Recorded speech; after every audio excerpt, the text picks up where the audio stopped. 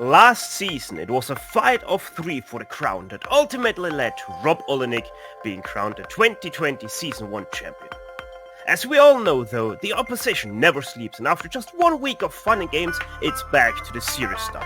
And with that, the title defense is on. Round 1 isn't a place where you can win a championship, but most definitely lose it. So starting off strong will be a key aspect of everybody's strategy here today. So join us now as we get ready to watch Round 1 of the Grand Prix Legends series live here on the Global SimRacing Channel via the iRacing eSports Network. The crew to give you all these stats and storylines today will be Ryan Walker, joining myself, Stefan Schlaffer. Turning the knobs and pushing the buttons behind the scenes is our director Sean Rex Ambrose, and he's using cameras provided by the great Dougie Beard.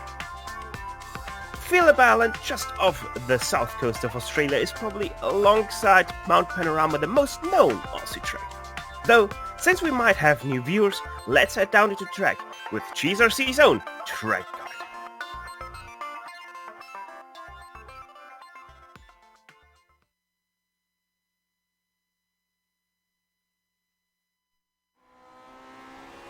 Alright, we're in the GSRC Lotus 49, so let's do a lap around Phillip Island. Coming down the Gardner Straight, let the car drift to the left and get ready to slow up for Doohan. This quick sweeper offers something of a passing opportunity, but trying to slip through here too wide can be pretty scary. Be prepared for some intense battles in this first corner. Then bring it back to the right as best you can and get the car rotated into the southern loop. You don't want to apex too early around this extremely long bend. Set yourself up so that you can get off the exit smoothly and confidently on the power. From there, it's a short burst to Stoner where you can't quite take it flat out. Feather the throttle until you're confident you won't understeer into the grass. But don't get too eager because before you know it, you're braking for Honda. This is another spot where a lot of passes will tend to take place. You only get a short squirt of the throttle before you're chucked into Siberia. Despite a fair bit of camber here, it's best to try and late apex this uphill bend. It's going to be especially tricky to get the power down here because of the kink of turn 7. A little safety lift to about 90% throttle will keep the car from swapping ends on you.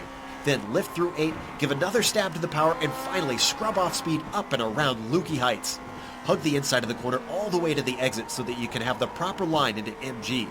Don't let the slow speeds fool you because the downhill braking into this hairpin makes it easy to overshoot the apex. After that, the track turn 11 where you've got to wait patiently before fully getting onto the gas. Then comes what I think is the most fun corner of the circuit. Give it a big lift coming into 12, but tuck the wheel right up to the inside curb. Slowly feed on the power and counter steer to keep the car straight so that you can really fly out of here. Hopefully you kept it all together and have now finished a lap around Phillip Island.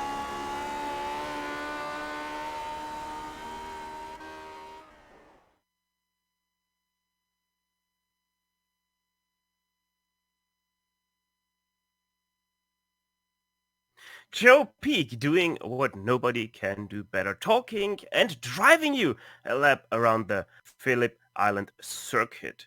Ryan, what else can you add to the fantastic drive we have just seen by Joe Peak?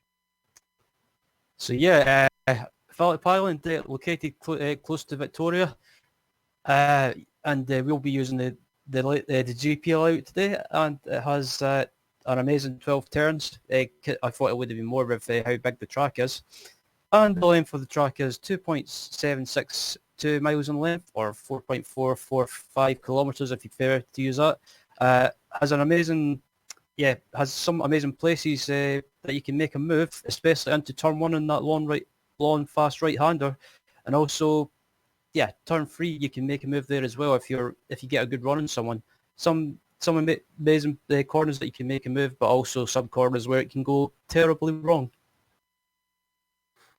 And that is one of the key aspects around this track. On the paper, it doesn't look too hard, Ryan, but those key corners really can screw up a very good race for you. Yeah, absolutely. Phillip Island's one of those tracks that it's a great track to race around, but also it's kind of, if you try and, in a way, try and fight it, it'll punish you and it'll bite you big. Yeah, and speaking about biting you, let's have a look about last season's championship points. Obviously, in the F01 championship, we have seen the great Rob Olenek being able to take home his championship in season 1. Roman Paslowski, only 11 points separated them in the very end. Michel Dudignon 94 points behind, and then Mick Cledge 99 points behind.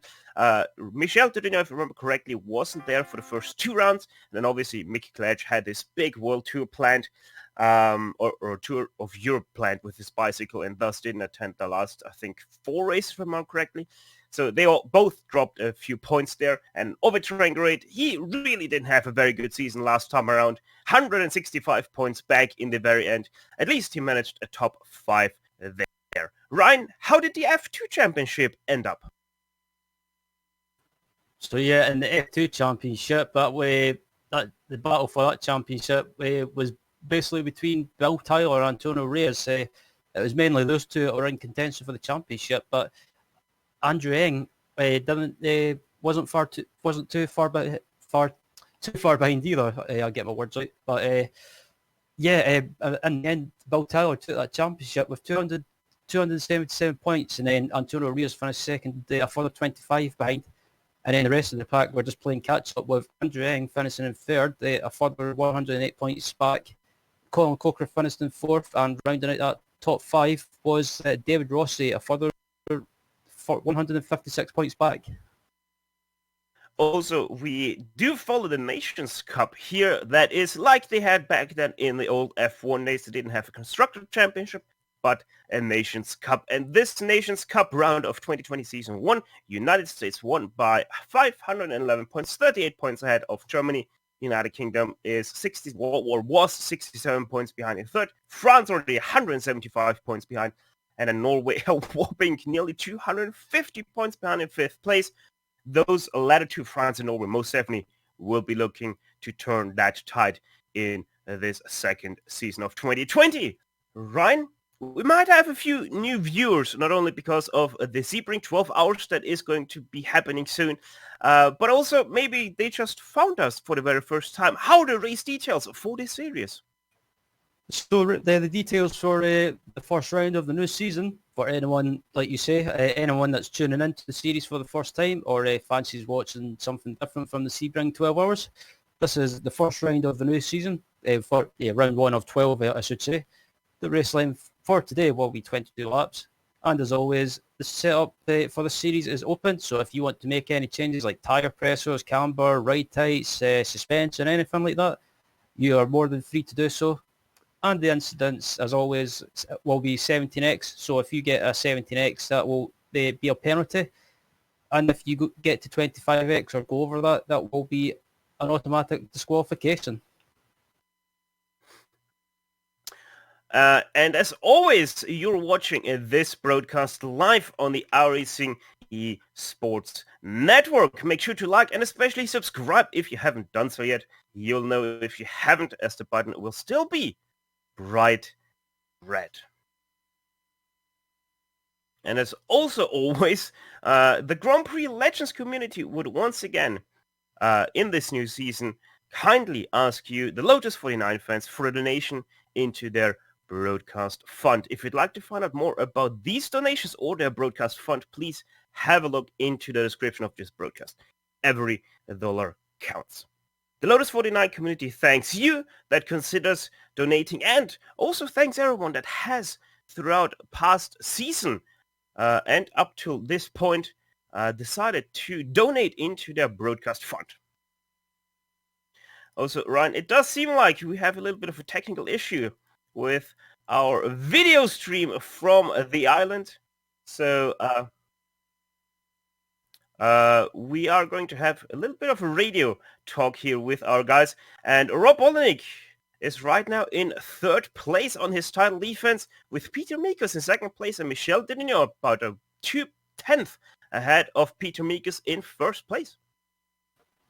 Yeah, the usual names that we see in up front in the series, the likes of Rob and Michelle, and up there as always, and there's no real surprise really considering how quick they are in this car. So I think they'll be the main people to watch this season. And also with Mick Claridge not being around for the new season due to other commitments, I think it'll give these guys a chance to, give us a chance to see a battle for this championship for the start of the season anyway. Yeah, we're still about a minute and 15 seconds away from the finish of qualifying. A few people still have to run their qualifying laps. Ove Trengray just tried to do so, but his second lap didn't count, so he still sits in 5th place on a 128.683.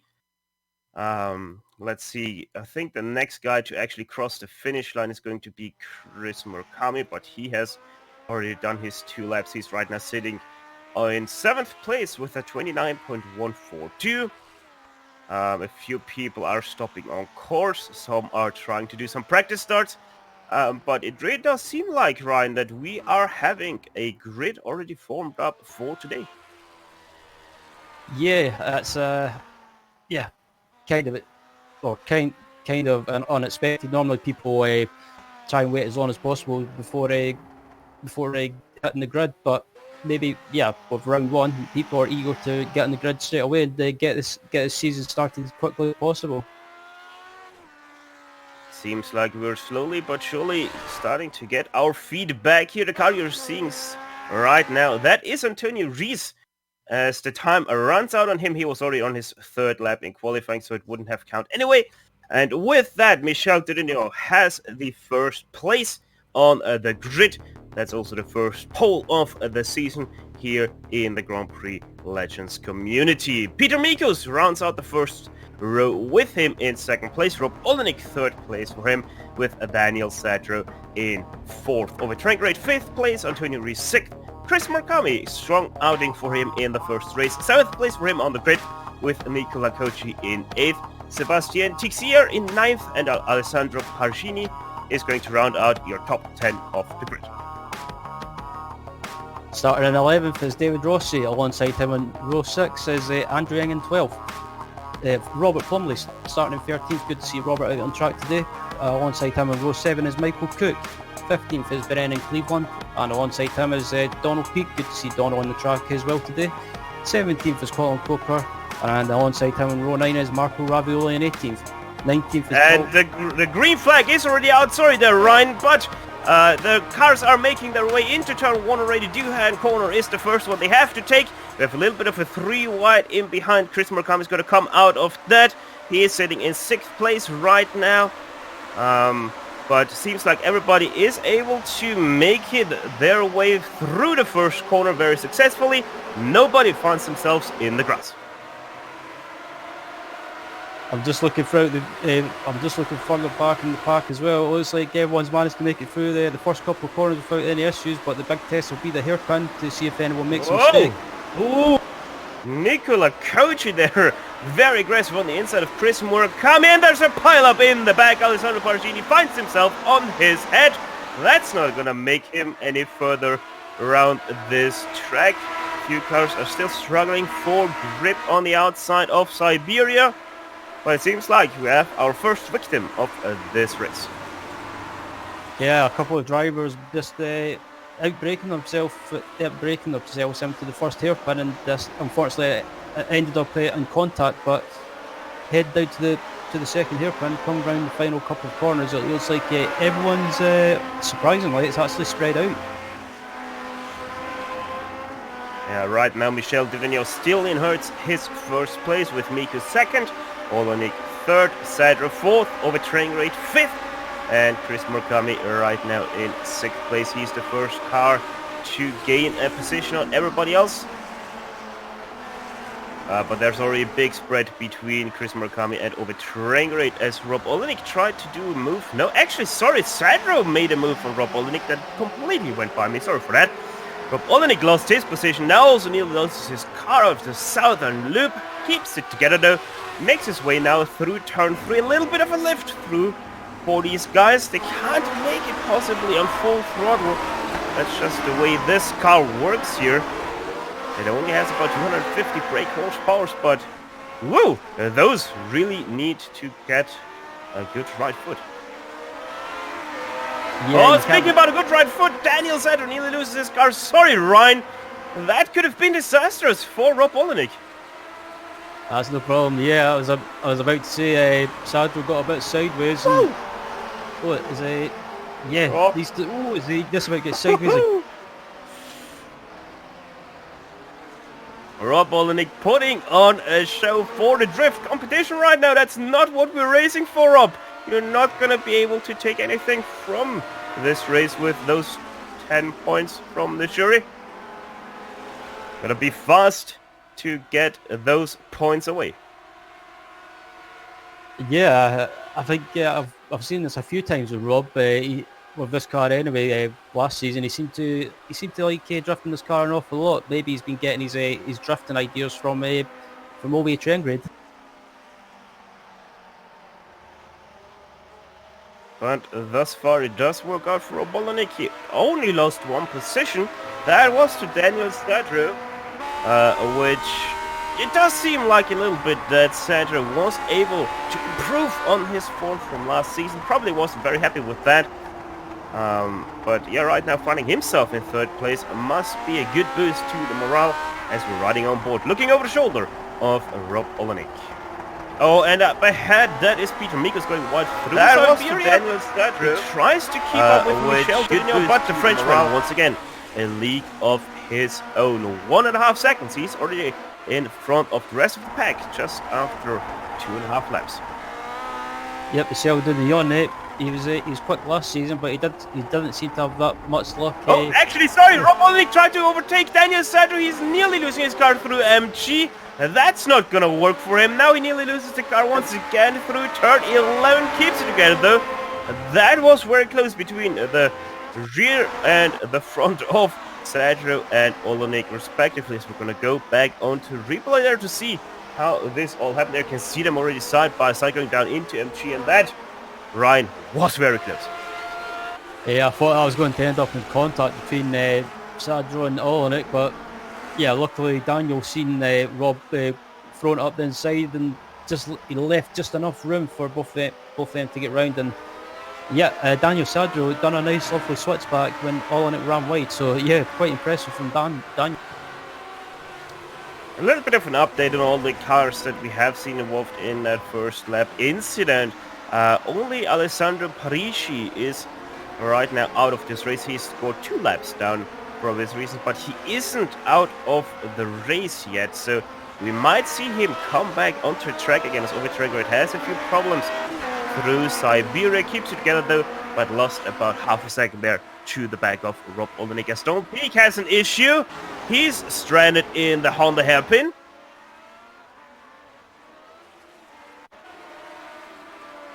We're gonna see a quick replay there. Well, Ryan, tell us what happened. It was like under braking. Donald just ran wide, and he might have just lost grip. Ooh, I thought he was going to rejoin in front of the oncoming pack, but it looks like Donald just lost under braking and just ran slightly wide on the apex and got onto the marbles.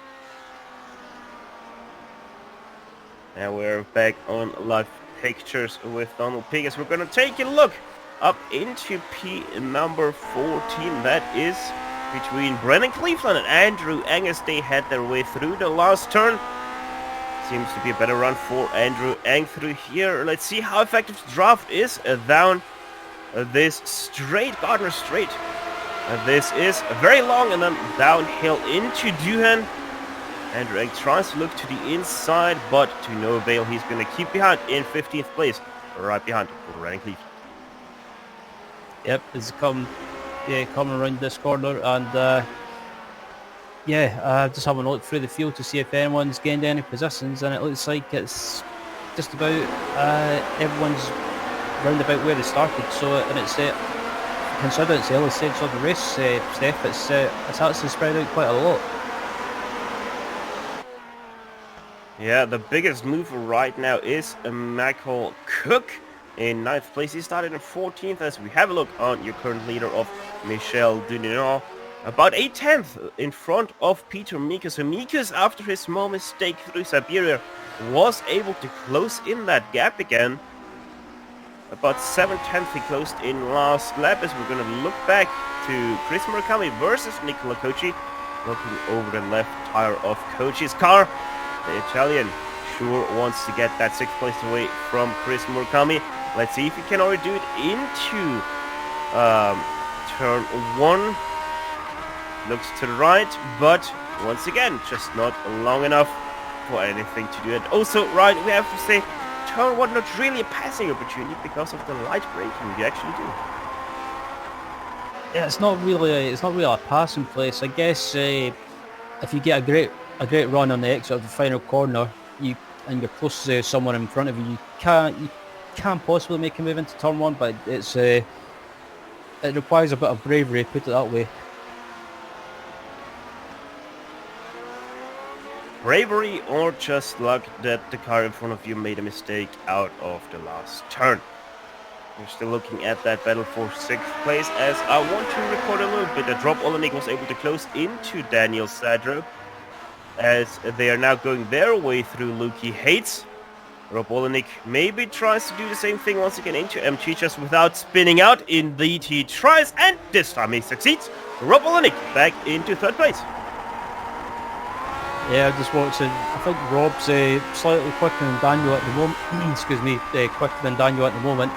So I think Daniel's just decided it's not worth putting up too much of a fight at the early side of the race. What you want to about lap 6 at the moment? Well, going on to lap 7, sorry. So it's still early, but I think Daniel's just playing the long game at the moment. Yeah, they most definitely have also dropped over train rate a little bit, as he is still sitting in 5th place. And that also, by the way, puts everyone inside the top 5 back to where they started. So the top 5 without position change. Then we have Chris Murakami, who gained a position, still early, but I think as did Nicola Kochi and Sebastian Tixier. As we're gonna look back actually to P10, that's David Rossi and Antonio Rees. Let's see what those two can do as they make their way through Stoner. Few different lines we're seeing here. Some drag out to the middle, some keep close to the left side. Ryan, what do you think would be the better idea here? To stay to the left or to really go for it through Stoner and compromise your entry into Honda a little bit? For me anyway, for any time I've raced around here, I always prefer to stay as tight as possible to the left, just to try and get a good entry into the hairpin. But I guess it depends if you've got a car behind you and you're trying to defend from them. As Reyes tries to go up the inside. I did not see that pass coming. Antonio Rees moves up into 10th place with the move of the race. I'm gonna call it right here, Antonio Rees. Congrats on that award. Yeah, I want to see a replay of that, because that was I did not expect that, but that was a brilliant move. A bit brave, but brilliant move. Just look at the replay now from above, and Reyes just takes advantage. Ooh, there's a bit of a nudge there, but all good. Wow. Reyes up the inside, 10 out of 10 for bravery. David Rossi with the smallest mistakes you can make in a Lotus 49, just a little bit too fast into the corner. Antonio Rees says, thank you very much, that's my gap, I'm through, bye-bye. And maybe we're gonna see something like that with Daniel Sadro and Rob Olenek. Olenek tried to do it twice into MG. Once he succeeded to get back his position on Daniel Sadro. Now it's Sadro's turn to do the same. MG it is where this battle has seen its places happen. But this time Sadro just not close enough into MG to do anything. Also interesting to see two different lines. There's Sadro keeping it close with Rob Olenek going wide there. Trangrade also seems to getting back a little bit into this pack. A 10th behind now. Let's see what happens between those two. Down Gardner. Sadro looks to the right side, just not gets inside though, so he has to stick back one more time. That's a slow car on the inside though, that's Alessandro Parigi. He's gonna let those three past. That means Parigi is back in the game, but it seems like we have lost Trent Buss, because I'm seeing him in the pit lane.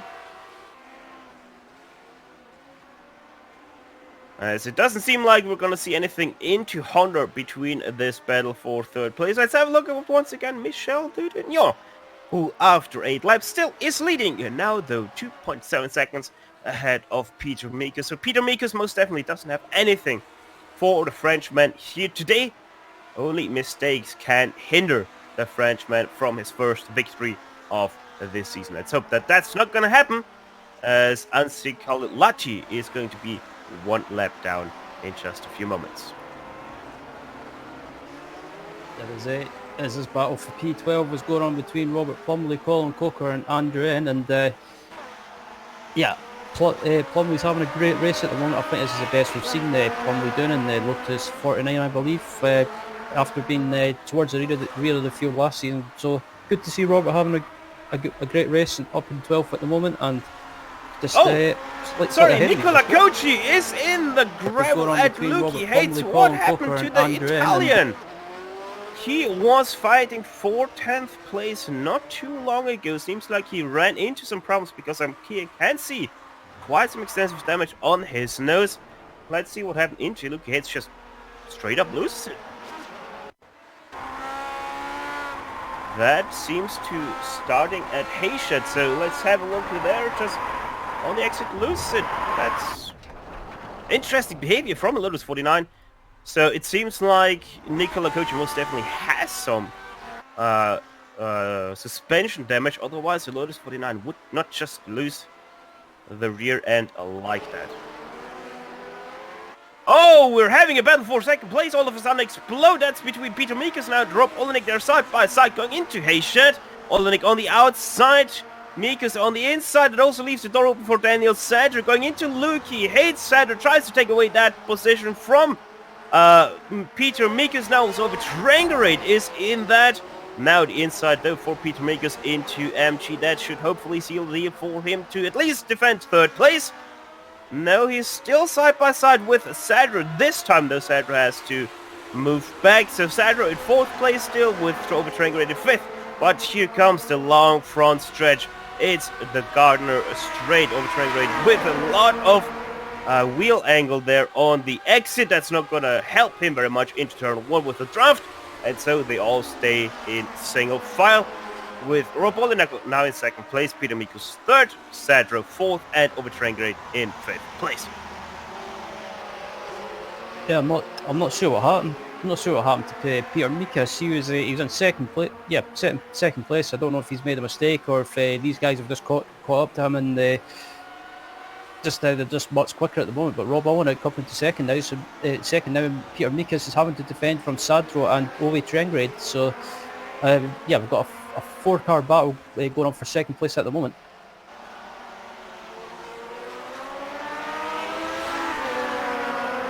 One thing we haven't talked about yet is actually the temperature on the track here today. It's mostly cloudy with 18 degrees Celsius in the air, but Ryan, the track, 31 degrees Celsius. That's actually a lot of temperature that these guys have to manage, and quite honestly, I didn't realize how hot this track was until just a few moments ago. And it seems like the Peter Mikus is starting to struggle with all that heat that he is getting into his tires because of the hot track temperature. Yeah, I'm not sure. It could be something to do with the setup. Maybe tire pressures are not suiting the track temperatures at the moment. But as we ride on board with fifth place man Obi Trengrade at the moment, they still keeping up with these guys in this battle for second place as he gets a bit sideways in turn one, but manages to hold it. But this is what we expect from Ovi. He likes to throw that car around. Yeah, what this battle really did allow is Michel Dudignon just completely run away with it now. He is about 6 seconds away from second place with Overtrain, nearly making a bit of a mistake, and with that also kind of nearly attacking Daniel Sadler into Honda as they all went by Jasmine Beach to lap her for the first time. There you can see the great battle pack for second place by the great shots that Jackie Beach always provides. P14 is also very hot. That's between Cleveland and Kochi. Kochi trying to get back on his positions that he lost during all of that time. Though, through the southern loop, it's not going to happen for him. Maybe, though, into Honda. He gets the setup. He goes to the right side of Cleveland. That should seal the deal for him into 14th place. He goes very much indeed. So, 13 and 12th, just up the road with Colin Cochran and Rang fighting just ahead of him. Let's see how fast he can close up on that battle as they're fighting quite fiercely for that 12th place. Colin Coker still able to keep that together for him. He is right now up 5 positions, starting in 17th. Yeah. No, he loses it nearly. Ho, ho, ho! Colin Coker with quite the save there as he loses a bit of internet juice there on me. There he is back. Andrew Eng still in 13th place. Nicola Kochi though, he's already pretty much closed in on that gap to Andrew Eng as there's a little bit of a wiggle from Colin Coker, sends him all the way to the inside of turn 12. That's not going to help him for the exit speed. Andrew Eng is able to close in, but here also comes Nicola Kochi, sorry. He goes up into 13th place with Andrew Eng just having no straight line speed whatsoever. Yeah, that was a nice save from Coker. He managed to hold on to that by as back to the battle for P3 up at the front. It's this battle for P3 is between Nikas Sadro and Ove Trengrade by the looks of it. It seems to have dropped back again, so I don't know if Ove is struggling with these track temperatures as well, or just a lack of pace. Wouldn't be surprised to have Ove Trengrade struggling on this hot track with his driving style and setup style, with always having quite the Ove Trengrade by the looks of it. Daniel said though he's looking on again to try to take that 3rd place away from Peter Mikus. He was fighting for it for a very long time against Rob Olenek, but since Peter Mikus is starting to struggle with the hot temperatures, Sadro finds a new dancing partner for that 3rd place. Yeah, absolutely. It's good to see Daniel having a good race as well. We know that he's really quick in the SRF in the Weekend Warriors League, and he's not doing just looking at Sadro at the moment on board with him, and he's still keeping up with Peter Mikas, and also in front of Mikas is Rob Olenek. So Sadro has been just keeping out of trouble and just thinking of the long game, and it seems to be paying off at the moment. And he's still keeping in touch with his battle for 2nd place and even the battle for the final step on the podium. Just a short update on that battle for 12th place. Nicola Kochi, why do I always want to say Colin Kochi? Either way, Nicola Kochi already got past Colin Coker the last lap for that 12th place. We're also going to look at the replay of that pass. And there we go, it's going to happen into Honda, like we saw with that battle for 13th against Andrew Eng. He just goes to the inside and takes that place away. Next up on the hit list of Nicola Kochi is going to be Robert Plumley for the 11th place. Probably that's also as high as he will go, as there's quite the gap between Plumley and 10th place of David Rossi. You can see Kochi and Plumley in the picture, as Eng and Coker are fighting still for that 13th place now. Both of them having a bit of troubles, not only with the track but also with their internet juice. And Eng tries to get a good run onto the front stretch. Let's see if that's going to work out for him. He goes a little bit wide, he really dives down, and that's going to set him up for a great run down Gardner. Let's see if he's able to do something with it. Goes to the left side. It's not going to be the preferred line into Doohan. And he has to stick back. Maybe he goes wide there, Colin Coker. No, he sticks to the inside, but Robert Plumley made a mistake in turn 1. Now he's going to appear just ahead of them. That means Nicola Kochi already up into 11th place. Yep, is this battle still going on? And I'm just looking back up at the front as well, and the battle for 2nd place is still really, really close. Andrew Eng nearly into the bag of Colin Coker. Colin Coker gets a little bit scared by that, goes a little bit on the throttle, and then nearly loses his car in the middle of Honda. Once again, nearly loses the car in the middle of Siberia. Really struggling, both of them really struggling with the back end of their car. So they most definitely are overheating their rear tires at the moment. That all just helps Nicola Kochi get away from it. Yep, absolutely. I don't think well, obviously I'm looking further back in the pack as well. There's nothing really happening at the moment apart from this battle and also the battle up at the front, but is also back to the front as well. This battle is still going on for the second and third place on the podium, and I think this battle's been going on for most of the race. Peter Mikas is falling back slightly from Rob Olenek. I wouldn't say that he has fallen back now. I think he's actually starting to gain back on Rob Olenek. Seems like he was able to recover a little bit, change his driving style to accommodate for the hot temperatures and also the worn tires that he's now driving on. Daniel Sadro is starting to fall off though of Peter Mikas, so the fight for second place now. I wouldn't say that he has cars that he's now driving on, and Peter Mikas as Rob Olenek makes a little bit of a mistake through turn 11. Not gonna have too many implications as he's able to keep it all together through turn 12. And the leader at the moment, Michel Dudillon, is basically all by himself, 7.9 seconds ahead.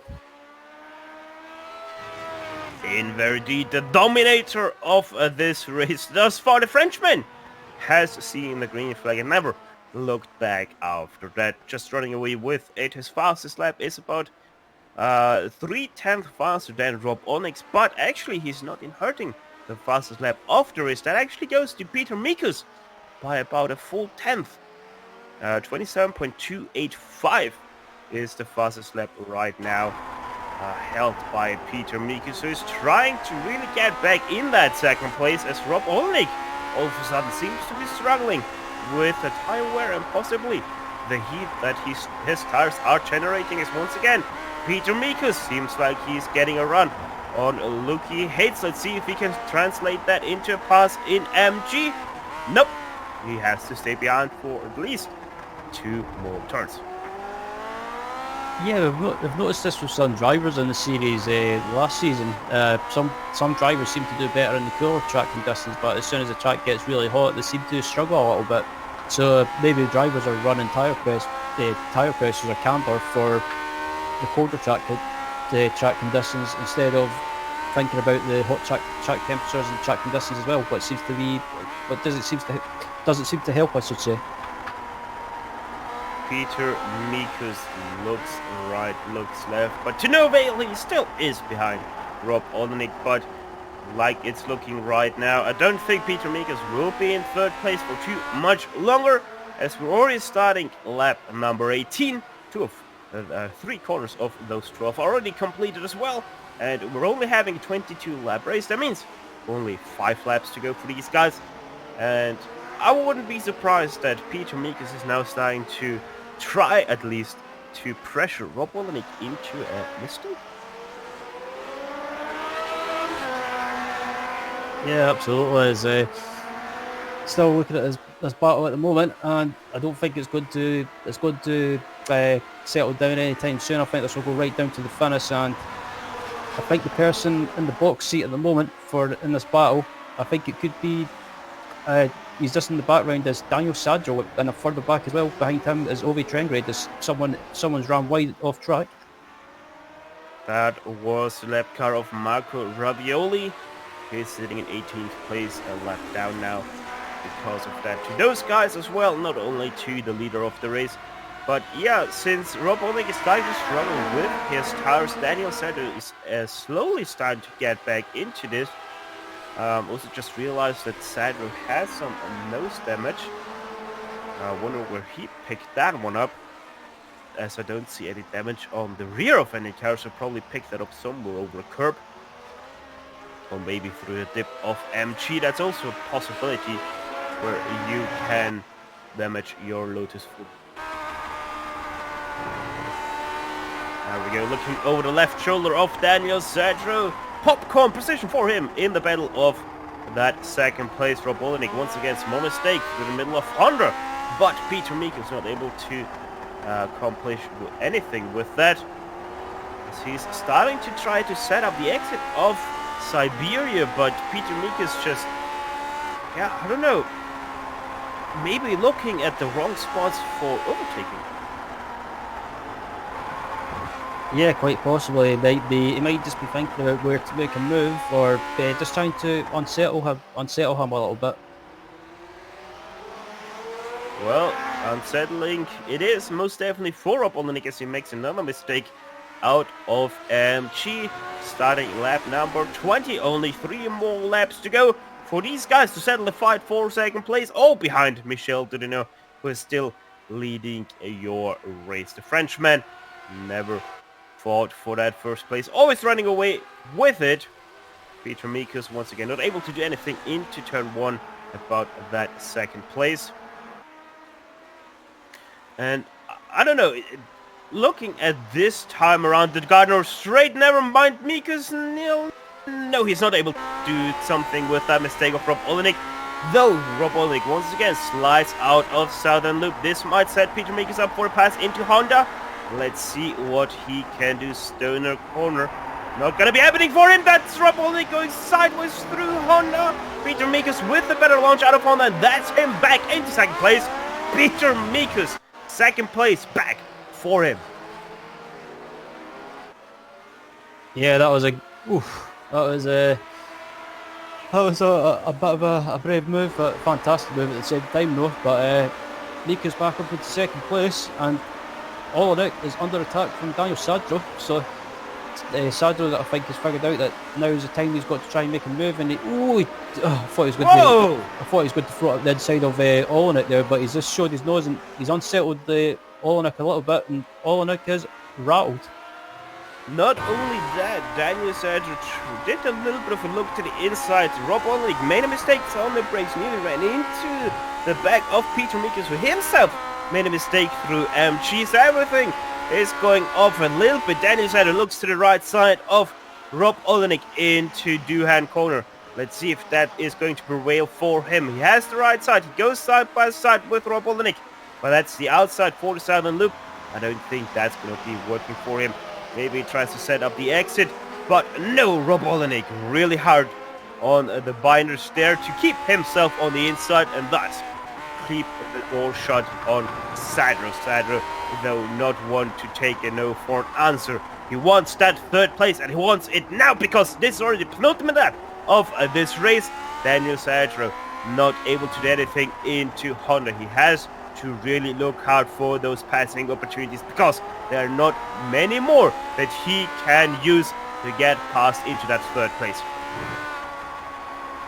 Yeah, absolutely not. I think there's not really that many places to pass. He could maybe here he might be able to make a move here, but it would be a bit of a risk making a move at this hairpin.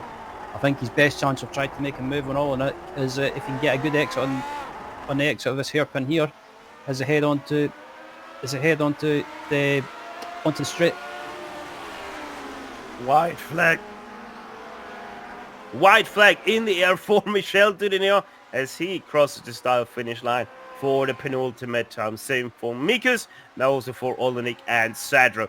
That battle for second place still isn't over yet because Rob Olenek is able to get back into the slipstream of Peter Mikus. Mikus, he isn't looking too safe ahead of him because now also he is starting to make mistakes as Rob Olenek goes super wide through the middle of Southern Loop. Has a little bit of a slide out of it. That might give a little bit of a run to Daniel Sadro, but no, he is too far back on Rob Olenek right now to do anything into Honda.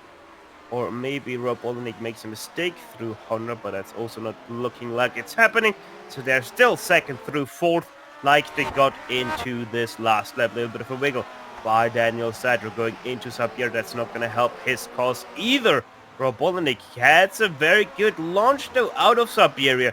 That might help his cause. Fired fight in second place.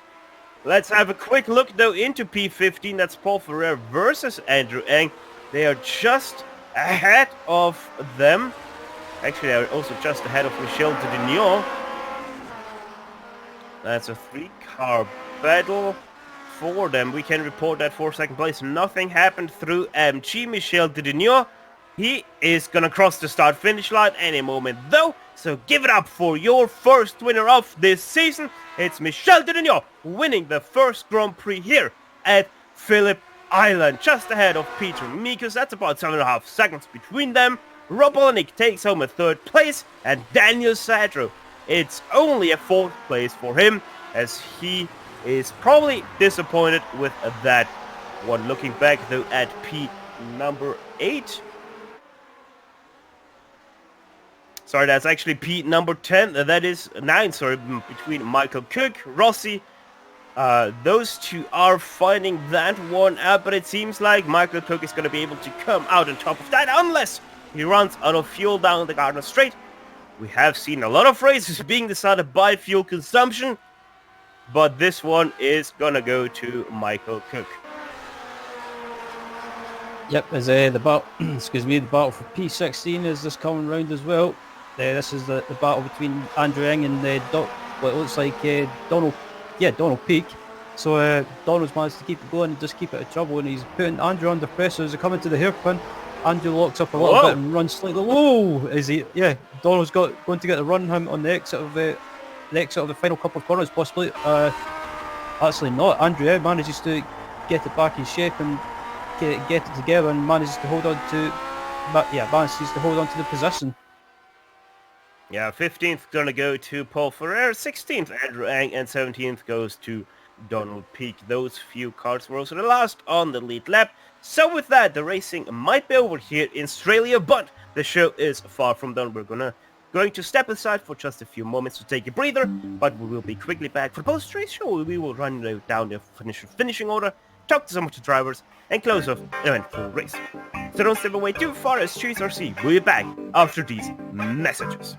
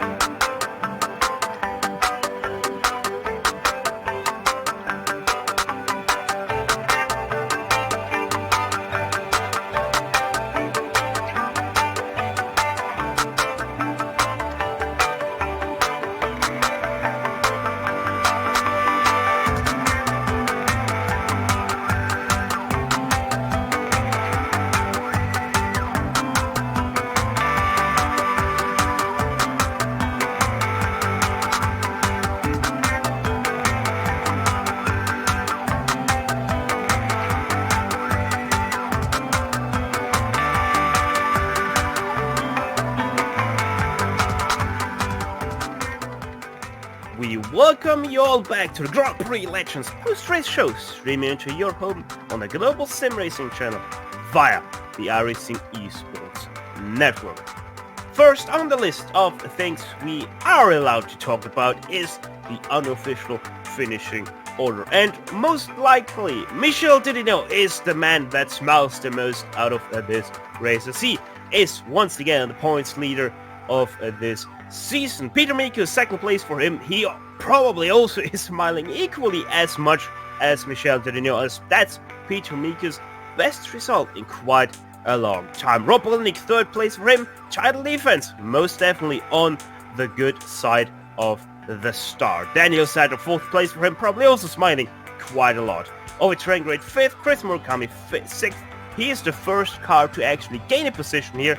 Antonio Rees, the first car to lose one. They both switch positions.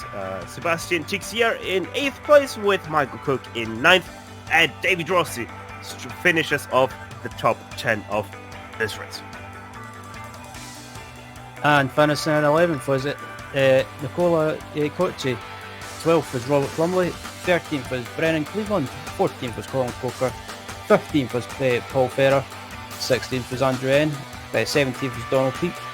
18th was Marco Ravioli. 19th was Yussi Yaskola. Hopefully I said that right. And rounding out the 20 was Yasmin Beach. 21st, we went to Alessandro Parisi, Ansi Kalulahti in 22nd, Trent Buss 23rd, and rounding out to 24 car field is Andrea Corsetti. First to talk to us after this race is Daniel Sadro. Daniel, 4th place. That must feel a lot better than all the 5th place you gained last season. Hey, yeah, no, it felt really good. Phillip Island is, I think Phillip Island is one of my better tracks, so it felt good to keep it on the blacktop and was actually being competitive. That was the part that felt the best. Well, you gave quite the show there at the start of the race with Rob Olenek with, I think, counted 600 times of passing opportunities into MG. How did that first part of the race feel to you? It was fun actually. It was kind of a repeat of the last race we did together. That I knew I was making a lot of mistakes, but Rob was just making more, and I was able to get in front of him because of his mistakes. But I knew I wouldn't be able to keep in front of him especially not for the middle part of the race. So I wasn't gonna be too much of an idiot there, but I definitely had some fun there. Well, since you didn't make the top 5 last season in the standings in the Grand Prix Legends Series, what are your targets for this season? Well, my targets are always just individual races to do the best that I can. I can't exactly run full time this season. I have enough time to do either Camel or Grand Prix Legends, so I'll be kind of swapping off depending on which track each one is running. So I'm really not in the contention for the championship, I don't think, but I'm just there to every race do my best. Well, so I'm expecting a few first places then from you. Well, you can expect that. Well, Daniel, but I would say at least the podium this season is most definitely on for you. Well, we'll see. Well, we're most definitely going to see. Daniel, congrats once again on your 4th place, and good luck in the rest of the season. Thanks. Have a good one, guys. That was Daniel Zadro, your 4th place finisher of today. Next up, it's Ryan Walker talking to Antonio Rees. Yeah, Antonio finishing in 7th place after a very good race and finishing inside the top 10, finishing in 7th. And Antonio, how was that race for you? And did you have any expectations with it being the first round of the new season, or was it just finish the race and pick up points? Hello, good night, everyone. First of all, I worry why the top guys didn't come to the interview. They should come. It would be nice to listen from them, but I finished 7th place, and I put myself on the line for the interview just because I think it's very sad. End of the race, no one to talk. But yeah, well, for the question you ask, I'm like Daniel. I'm very, very similar with Daniel. I'm very similar type of person like Daniel. On the racing, I always, kind of expecting the best, expecting if possible to win, fighting for positions, but, keeping the pace we have and respect the position we have. We cannot do better than that. Just keep going. Good to hear. For this season, is there anything that you're aiming for? Is there any? Would you like to try and go for any or go for the championship, I should say, or maybe try and finish on the podium? What are the aims and expectations? Yeah, well, I will do whatever I can to get as much as I can in the top. I mean, I know I have no chance with these guys like Michel Dudignon and Peter Michaels and Rob and Daniel Ove. And I'm slower than them usually. So I have no much expectation to go, too further on this. About the iRating, we can get some iRating and some points on the championship. It's cool. Yeah, it's my aim for this season is, as usual, just not losing too much. Good to hear. Before we let you go, Antonio, are you looking forward to next week's track, and are you planning to race? Yeah, I look for the next week tracks. Sure, yes, I'll be there. I'll be very happy to be there. Yeah. Good to hear. Well, thanks for joining us in the booth, Antonio, and again, congratulations on P7. And we look forward to seeing you on track next week. Okay, guys, thank you for all your work, and see you everyone. Bye bye. The classic boot at Watkins Glen is going to be home of round number 2 here on the iRacing Esports Network for the Grand Prix Legends Series. As always, we would like to thank the iRacing Esports Network for having us on their talent lineup to bring you the greatest shows on iRacing into your home. Make sure to like and especially subscribe to the channel if you haven't done so yet. On top of that, we'd like to thank everyone on the track today for a great show, and especially the Lotus 49 community for contracting with GSRC to broadcast it. Right now on your screen you can see all of the companies that provide us with their great hardware and software GSRC uses to deliver you the best possible show. Additional thanks goes to June Lalonde, who provides us with her great masterpieces. See the screen for how to get a hold of more of her great work. If you'd like to find out more about GSRC, please visit us at Global SimRacing Channel.com.